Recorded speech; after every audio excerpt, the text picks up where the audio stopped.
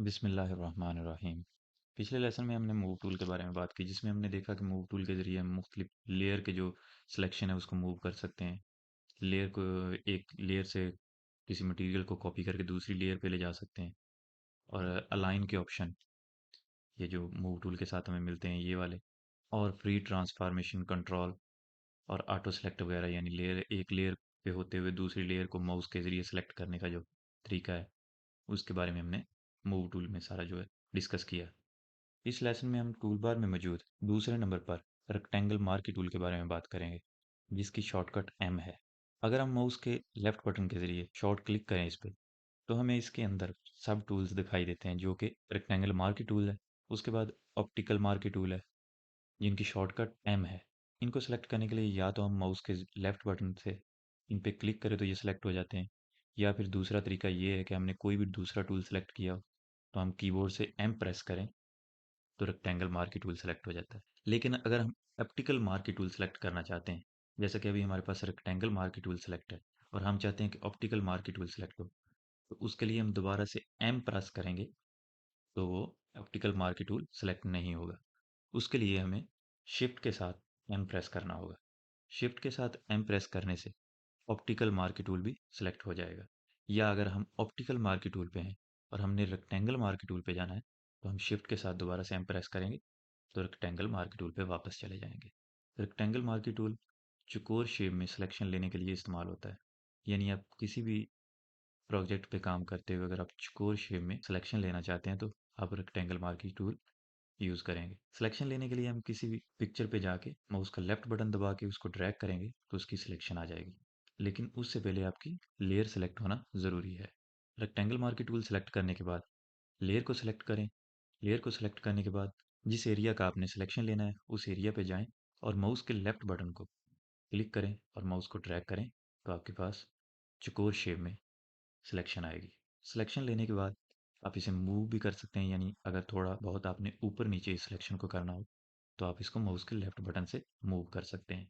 जिस एरिया का आपने सिलेक्शन लिया है, अगर आप उस अक्स को उसी लेयर पर किसी दूसरी जगह पे मुंतकिल करना चाहते हैं तो उसके लिए आप कंट्रोल प्रेस करेंगे और माउस का लेफ्ट बटन दबा के उसको ड्रैग करेंगे तो वो इस तरह से अपनी जगह से हटकर दूसरी जगह पे मूव हो जाएगा। कंट्रोल जेड प्रेस करके वापस आ जाते हैं। और अगर आप चाहते हैं कि आपके सिलेक्ट किए हुए एरिया का जो अक्स है उसकी कॉपी जो है इसी लेयर पे रहे लेकिन कॉपी होती जाए, तो उसके लिए आप मूव टूल पे जाएं या शॉर्टकट से वी दबाएं तो आपका मूव टूल सेलेक्ट हो जाएगा। मूव टूल सेलेक्ट करने के बाद आल्ट का बटन दबाएं और इसको ड्रैग करके जहाँ पे आप चाहते हैं इसको मूव करना वहाँ पे छोड़ दें। अब चाहें तो जितनी मर्जी कॉपियाँ आप तैयार कर सकते हैं, लेकिन रहेंगी उसी लेयर पे। तो इस तरह से आप मुख्तलिफ कॉपियाँ जो हैं उसी लेयर पे उसको मूव कर सकते हैं। कंट्रोल जेड के ज़रिए हम अंडू कर लेते हैं। सिलेक्शन भी ख़त्म हो गई है, उसको दोबारा से ले लेते हैं सिलेक्शन को। और अगर आप चाहते हैं कि आप जो आपने सिलेक्शन ली है उसकी कॉपी जो है दूसरी लेयर पे यानी नई लेयर पे बने, तो उसके लिए आप कंट्रोल सी दबाएं और उसके बाद कंट्रोल वी दबाएंगे तो ये आपकी न्यू लेयर पे कॉपी बन जाएगी। उसके बाद मूव टूल के साथ आप मूव कर लें इसको, तो ये हमारी जो है कॉपी जो है दूसरी लेयर पे मौजूद है। यहाँ पे आप देख सकते हैं।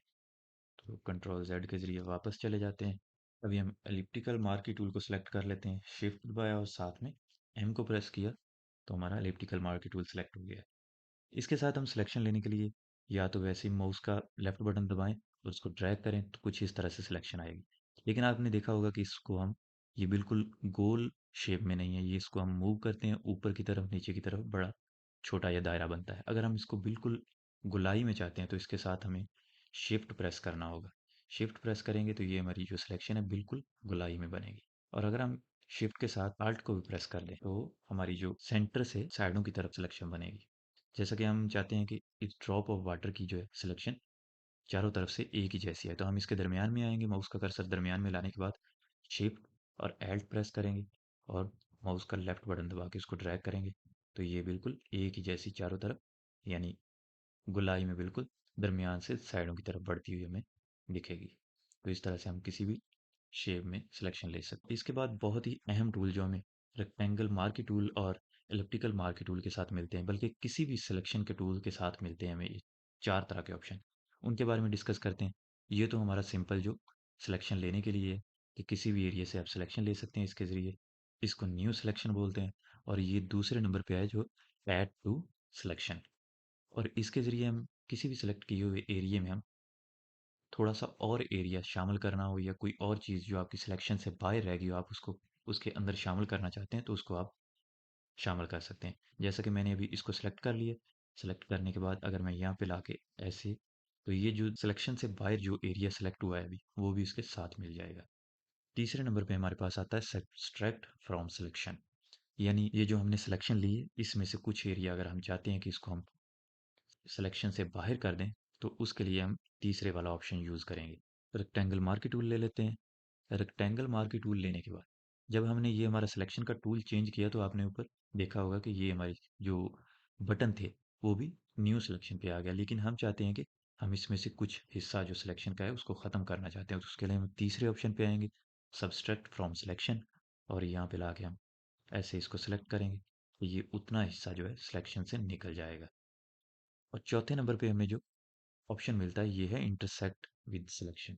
यानी दो सिलेक्शन में जो दरमियान वाला हिस्सा है, यानी अगर हम एक सिलेक्शन जो हमने बनाई हुई है और अगर हम यहाँ पे एक और सिलेक्शन बनाएं और उन दोनों सिलेक्शन के दरमियान में जो हिस्सा आएगा उसी की सिलेक्शन रहेगी, बाकी ख़त्म हो जाएगा।